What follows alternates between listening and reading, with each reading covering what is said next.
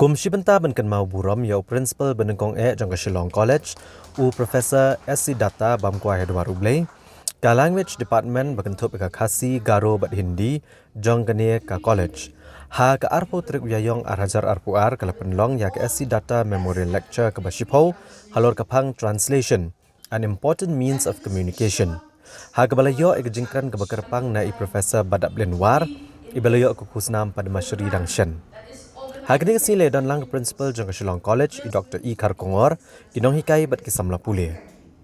I Professor Badablen War iloong baga translation na Jingpynkylla Ktien kalong kalat ke Kongsan ke Imlang Sahlang bat kadai kawai ni kilat jangka Jingshim bentalang ha kabaydai bat Jingshim gibriau karukom perkhat bat gibuj kabaydai bat Ktien kataliat kesan himasima bat kalariti.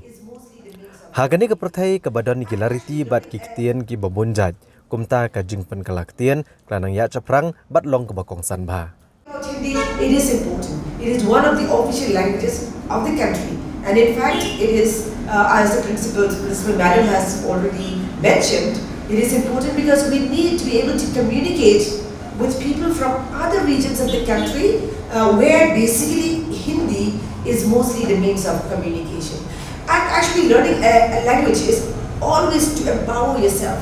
The more languages you know, the more empowered you become. You know, it's not good to be isolated just because of the issue of language.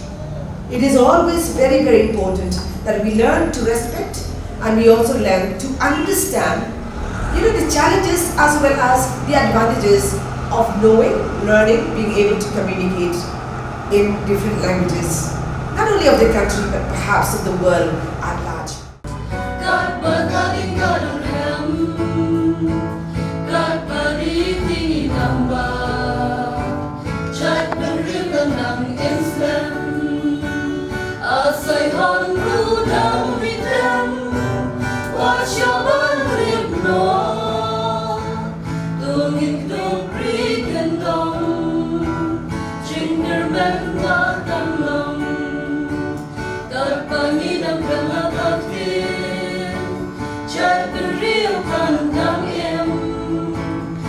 Shillong